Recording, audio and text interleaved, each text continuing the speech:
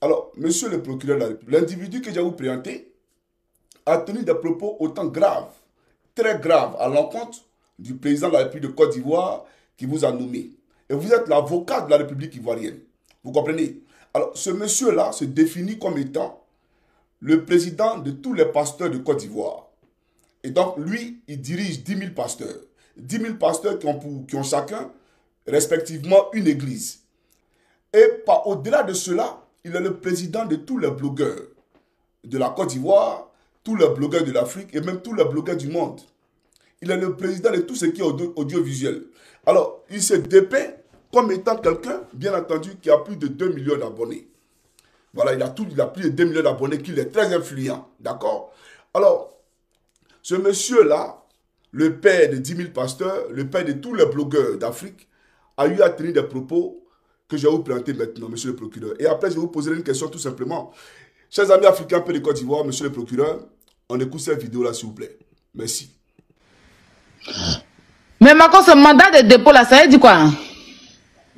Quand on dit mandat de dépôt, ça veut dire qu'on s'en te déposer à la MACA. C'est ton biais. C'est ton biais. Ça dit mandat de dépôt.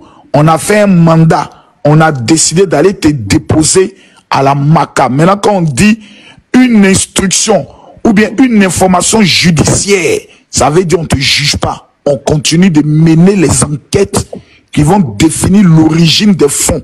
C'est la procédure même la plus bas biais qui existe même en matière de procédure judiciaire. Parce que tu peux taper 5 ans dans ça sans qu'on te juge. Moi, j'ai fait 15 mois dans ça. On ne me juge pas. Si on n'avait pas cassé la MACA, peut-être que j'étais encore là-bas.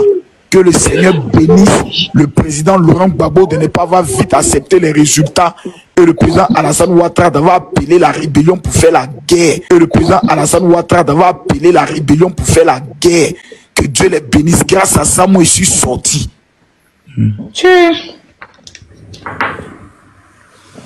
Et, monsieur le procureur, vous êtes choqué, n'est-ce pas? Et donc, tout comme vous, Johnny Pacheco et tous les Ivoiriens sont choqués. Voilà. Et donc, il n'y a personne mieux qualifié et mieux placé que vous qui puisse faire une lumière sur cette question-là. Et voilà pourquoi je vous interpelle directement. Parce que l'individu en question, il est suivi, d'après lui, par toute l'Afrique. D'accord? Et il dit que le président de la République, qui vous a nommé procureur de la République de Côte d'Ivoire, il a fomenté une rébellion. Et que ce président-là a utilisé cette rébellion pour arriver au pouvoir en 2011 pendant la crise post-électorale qui l'opposait à M. Gbagbo Laurent, l'ex-président de la République de Côte d'Ivoire. Il dit encore, il va plus loin, que c'est grâce à cette rébellion-là, envoyée par le président Alassane Ouattara, que lui, il a pu s'échapper de la MACA. C'est la rébellion qui l'a libéré de la MACA. La rébellion des Ado qui l'a libéré de la MACA. C'est lui qui l'a dit, monsieur le procureur. Donc, moi je viens ici parce qu'il ne faudrait pas que ça passe pour un règlement de compte comme si Johnny avait un point de personne avec lui. Non. Alors, je ne vais pas épiloguer sur cette question, puisque lui nous a dit. Donc nous, on souhaiterait que le procureur de la République vienne, bien entendu, élucider nos lanternes sur cette question-là et demander à ce monsieur-là où et quand le président Ouattara a fomenté une rébellion, où et quand le président Ouattara a donné ordre à cette rébellion de venir attaquer Gbagbo Laurent pour l'installer en 2011, où et quand le président Ouattara a donné instruction à cette rébellion-là d'aller libérer ce monsieur de la MACA. Monsieur le procureur, moi je ne suis pas procureur, hein. Voilà, et je ne suis plus corps habillé. Voilà, donc c'est vous là qui êtes mieux placé, mieux qualifié, c'est vous-même qui êtes habilité à ouvrir une enquête afin que ce monsieur-là vienne situer les faits et que les Ivoiriens soient éclairés. Parce que les propos qu'il tient sont des propos très graves. On parle du président de la République de Côte d'Ivoire. Et aujourd'hui, beaucoup épiloguent cette question de rébellion. Et lui, il vient nous dire que c'est le président Ouattara qui a fait cette rébellion-là.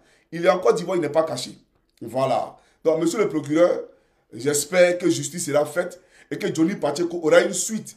Parce que si vous ne donnez pas de suite, nous serons dans l'obligation de demander à ce dernier-là de venir nous expliquer. Donc, pour ne pas que ça paraisse, bien entendu, comme un clash, on demande au procureur de venir nous expliquer ce que le monsieur a dit, en l'interpellant tout simplement.